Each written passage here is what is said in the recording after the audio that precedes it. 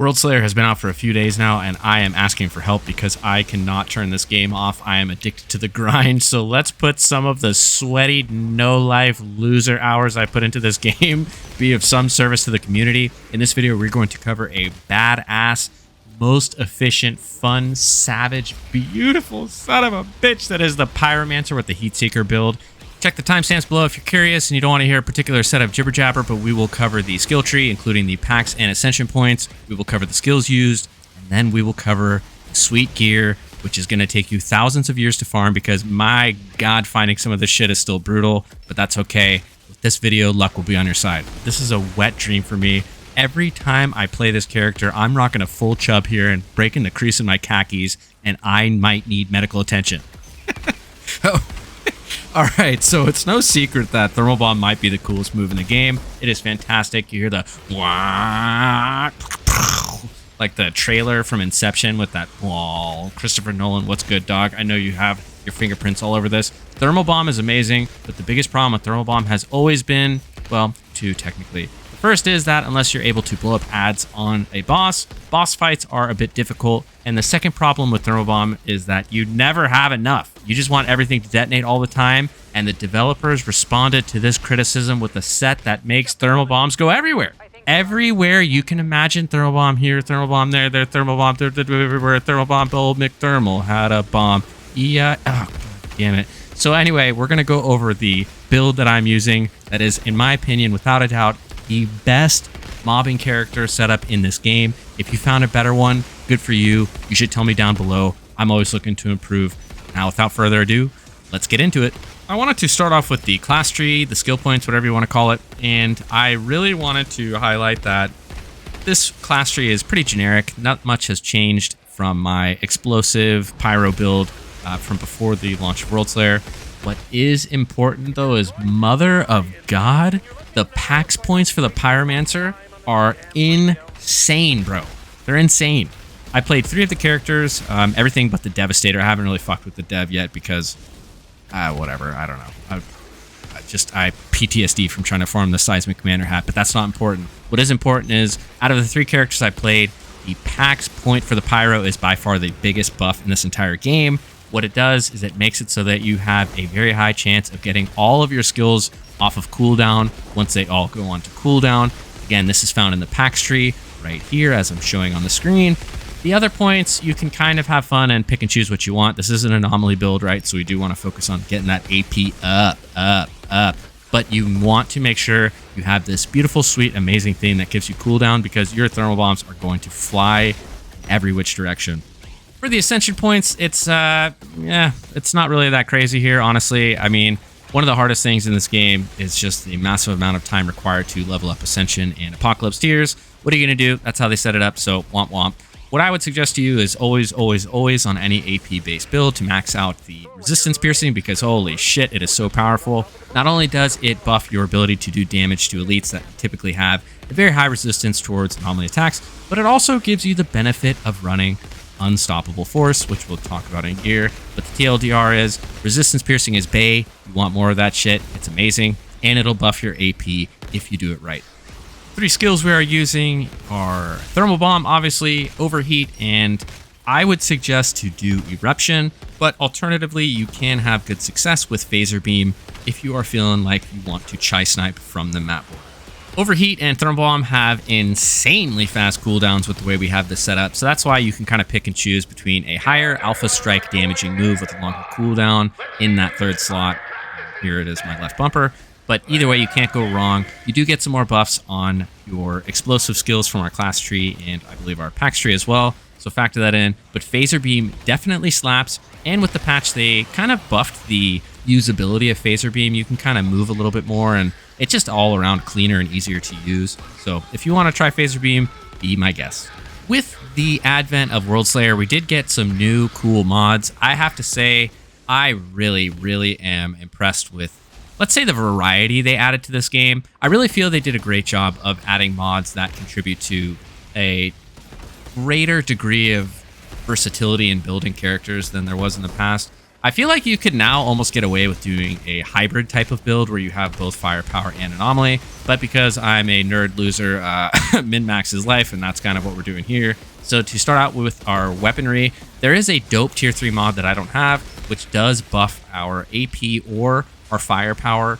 And this buff takes place when we have all 3 of our skills on cooldown. I forgot what it's called. I don't have it, so I don't know what to tell you. It's dope as shit. If you get it, put it on your gun. It's fantastic. But if you don't have that like me, that's okay. We're going to be running the Fortress mod, which they reworked. So now you need a pop, pop, pop, hit 3 successful shots in order to get a big 20% damage boost. But arguably more importantly, aside from the damage boost you get from Fortress, the defense in the form of armor and resistance is so helpful. For a squishy character like the Pyro, it is just vital to have this. If you haven't farmed a Death Shield yet, well, good luck. It's not easy. I'm sure you can do it, but yeah, get a Death Shield shotgun, take that Fortress mod. It's absolutely mandatory for a squishy ass setup like this.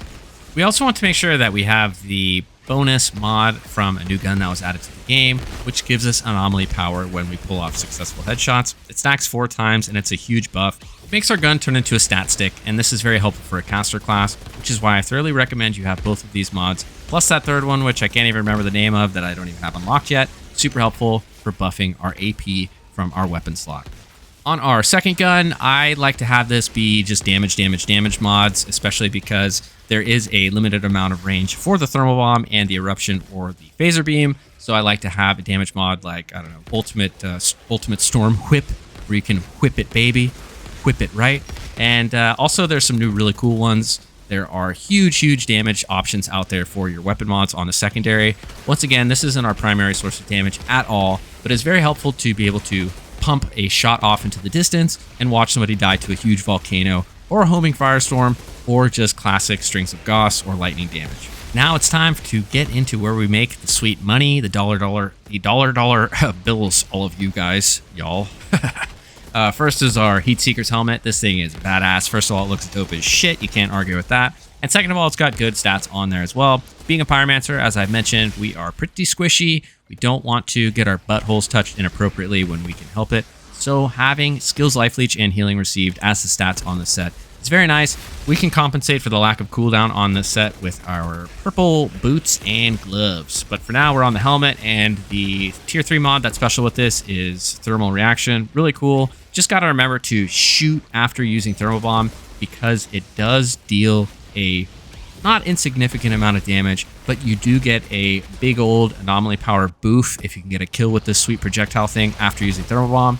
And then, as always, you can mix and match all of these switcheroo mods wherever you can work them in. But I put Pants on Fire here because we are pumping out a shitload of overheat damage, and it's a great way to trigger our Thermal Bomb explosions. So I have Pants on Fire here specifically to help me if I haven't thermal bombed somebody and they're not on fire to actually just do damage across the map to everything all the time. Very, very helpful indeed. Again, though, you could switch it out here for the one that buffs the damage given to enemies that are afflicted with the status, because that is also good too, and better for stealing statuses on the people you thermal bombed. On our chest piece, we have the Heatseeker's chest plate. Also dope ass look. I love the video and audio in this game. I think they've done an excellent job at making this game very purty. The tier 3 mod that comes with this is Fire Trap. This one is arguably the best piece in the set, in my opinion. This is because Thermal Bomb normally doesn't do a ton of damage when you hit people with it, but this gives a big old damage boost to enemies that are already burning when you hit them with Thermal Bomb. And here at level 54, it does 273k. Pretty nice, and I absolutely love it. It just makes when you do Thermal Bomb damage even more effective instead of Thermal Bomb being only a setup and detonating move. For the second piece, though, I do have Double Fun, just because we want another charge of Thermal Bomb. So you got to have Double Fun on there. On our beautiful pantalones, we have the Heatseeker leg plates again. Don't you judge me that these are level 51 and I'm 54, okay? It's hard out here. I want to break these down because I actually don't want that tier 3 mod that this comes with. It's actually not that lit. It's really, really helpful if you shoot more than I do. I don't shoot a lot. I just shoot to get my boofs from my gun. So I would delete this mod. But I'm afraid because I don't have those pants and I haven't broken them down yet. So I'm like, oh my god, if I break these down, then I won't have the set bonus. And if I don't break these down and replace the mod, what if I never get the pants again and this mod will be lost forever? Anyway, so Heat Grenade, kind of cool, but meh, whatever. when you consume status, it basically buffs your gun. Not that lit. I 0 out of 5. I don't understand. It's just a little weird to me. Yeah, I mean, the damage stacks and you theoretically could do a ton of damage with your gun, but you know, factor in how shit my aim is too. That's also, you know, important to remember. I can't hit shit, so I mostly just shoot at the sky and pretend like I'm helping my team when I'm actually not. So I would ditch that, and I would put on an anomaly power based buff mod on there, or maybe bonus damage to elites, or buff our thermal bomb some more. But for now, I'm stuck with it, so what are you going to do? The second thing that it comes with is perfect too. You get 1 more charge of thermal bomb. Amazing. Moving on to our purple gloves, I have anomaly, status, and cooldown as my stats. All very helpful. Just remember, cooldown, super important. Status, if you're not running phaser, not that important, as we're consuming all of the burn damage all the time with our overheat. So it is what it is. I would probably switch that out to healing received if I could, just to make myself a little tankier. And gotta remember that as we progress through the apocalypse tiers, our healing and our skills leech gets nerfed. On our gloves, we do run detonator because cooldown for overheat can be brought to like 4.5 seconds. It's fucking amazing. Can't recommend it enough. The second slot, twice as hot. This is very, very, very, very not recommended in my opinion. I probably get like 20 to 30-ish million damage playing at what's that, tier 19, I think, for level 54 cap. So really not that sick, but I could not find gloves with comparable stats to save my life. Ideally, I would rather have more buffs to our anomaly power and just lose out on this twice as hot bonus. It is very nice when you play with your pyro friends because they're setting stuff on fire, so that means you're just pumping out more damage to these enemies all the time. You just have to remember with a cooldown of like 4.5 seconds on overheat, you are stealing statuses all the time, and most things aren't burning for very long. Moving right along to our purple boots, we have anomaly, status power, and cooldown on these. I do, in fact, enjoy that trio of buffs, especially if you do choose to run phaser. But again, don't be afraid to mix in skills, life leech, and or healing instead of status power. For our 2 mods on here, the first mod I have on here, Phoenix Force, I also do not recommend this. It's kind of helpful. We do steal a lot of statuses, and you can get 9,300 times 10, which is 93,000 anomaly power. Not really that good, honestly. You can get better from tier 3 mods that are multiplicative and just easier to activate. This one's kind of sweaty because you have to keep activating overheat, which isn't the hard part, but you have to keep stealing statuses, which can be kind of tricky when you are doing it so frequently. Again, wouldn't recommend it, but I'm stuck with this. I would definitely rather have Anomaly Echo. I think for casting a spell just gives us more AP. That's so easy, you don't have to think about it. And or Arms and Anomaly, which gives us a big old boost to AP when we do headshots, and I'm shooting for headshots anyway because of our gun, so I recommend that. But if you're stuck with this, that's okay. It's not the worst. And then the second slot, we need Branded. This is arguably the most important part of this. This is my team character. I always run with friends on this setup because it's just so good at dealing with mobs, and my friends can focus up on doing single target damage to bosses. But this is so helpful. One person in the party runs this, everybody's happy, especially with the heatseeker bonus, making the thermal bomb spread around everywhere all the time.